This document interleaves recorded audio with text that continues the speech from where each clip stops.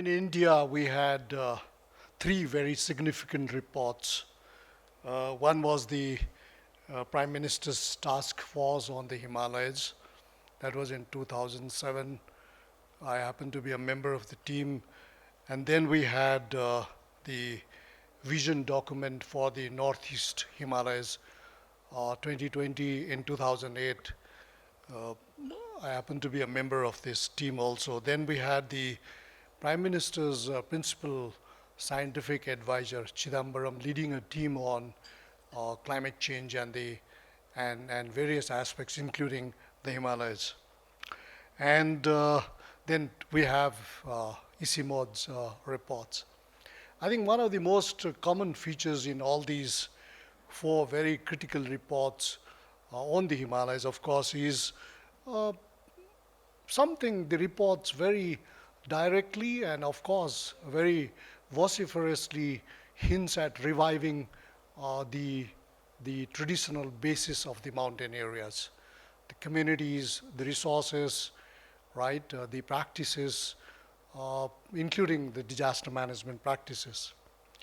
And when we finally discuss in the fourth Himalayan consensus meetings about what would be the outcome and what would be the way forwards, I think one of the things which we really have to take up is what you call the projects and the products.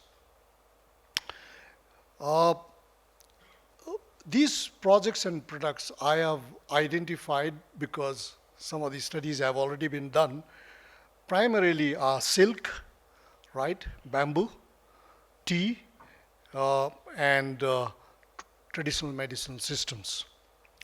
Why? Because they have comparative advantage, what David Ricardo said. They have core competence, what the modern management gurus say.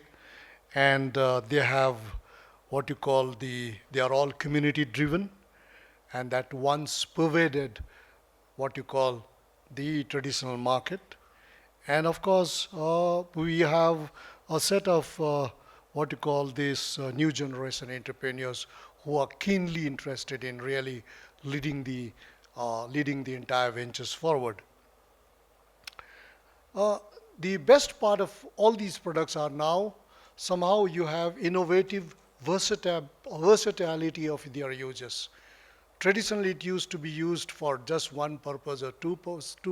Now you have adequate number of uses, right, which would attract different stakeholders in different geographies and different market systems.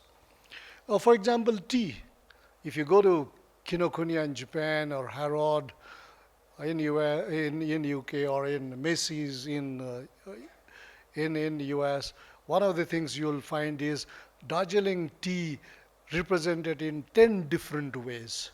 Even the tea workers in Darjeeling would not know what their tea is all about, right? I've seen 10 different ways. I could not imagine when I first saw this, right? Then what we are saying is you have a organic tea, you have a medicinal tea, you have all kinds of tea-based wine, such kind of things, you know. And the workers down below do not know. They are still paid 130 rupees per day as their wages, right?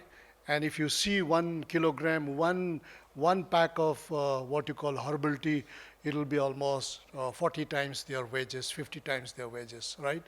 So there is some kind of a disconnect between what market has evolved and what communities have actually got down below, right? And the nexus between this, the interface between this would never disclose all these initiatives at the global level. So what we are saying is, in one of our papers we have said that, look, put Darjeeling tea in the World Heritage list of the UNESCO. And let's see what happens, right? We will have two sets of factories. One factory would produce orthodox variety of tea. Then the second way, which would employ our mothers and fathers and brothers and sisters who are experts on doing such kind of fine plucking of two leaves and a bird. And on the other hand, we will have our graduates, MSCs, MBAs and all, producing the finest variety of value-added teas, which the global world celebrates. Can we have these two things? And this requires innovations, this requires technological interventions, and this requires what you call market connections. The second, similarly, in case of bamboo, almost 60% of India's bamboo comes from the eastern Himalayas. And you have all varieties of bamboos. You name any variety of bamboo, you will find that. And what did we use for bamboo? What did we use bamboo for? Is basically for some fermented bamboo suits and for some other domestic purpose.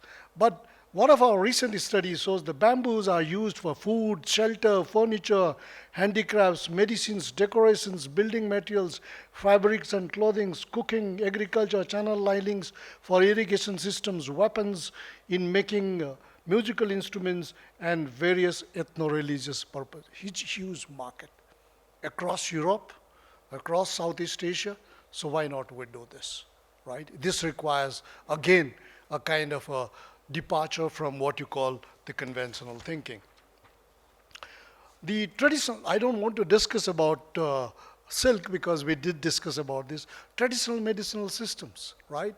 Hey, everywhere you go in village, in Nepal, in Bhutan, in Bangladesh, right, you will find this. I was just looking at the Bhutanese statistics. In 2016, medicinal aromatic plants and herbs faced these farmers new, that is rupees 39 million, and cordyceps, that is Yarsa Kumpa, almost 138 million rupees. In a small country like Bhutan. How about Nepal? Nobody has really quantified it, right? How about northeast part of India? How about the western Himalayas part of India? Nobody has really done it. So if you are able to put this together, only thing is now this requires, that's why in Sikkim University we said that, okay, we will galvanize the intellectual heritage of all our faith healers, right? Dhami, Jhankris, and we'll bring them to our scientific labs and they will test their medicines, whatever. After this, we will go to a commercial producer, right? And then we go to what we call patenting and intellectual property rights. And we will use situations like what you call the Nagoya Protocol of 2002 to market it at the global level. Can we do this, right? The last point, and this has been done. The Kani tribe in what you call it, Kerala has already done this. So it has to be really replicated. Therefore, in the what you call it, after the fourth Himalayan Consensus Summit, one of the pledges we have to really make and really get into is to do this product-wise, this project-wise business. So for example, on the climate change and its impact, this morning I was telling you about why sitake mushroom in Bhutan, why kiwis, kiwi fruit in our, it's massive, nobody had thought. 10 years back, nobody thought that the Lepcha farmers in the North Sikkim would be able to produce what you call the radish. They used to put them, all right, they used to dig open and they used to cover it up with their whatever, mud and all, and eat it throughout. Today, they don't need to. In winter, they grow this. So look at the knowledge, the adaptation to climate change, right? Without knowing what is climate change is there, right? This intellectual, this knowledge, how will you really transfer it to the global world is very, very critical. We don't have dearth of commitment.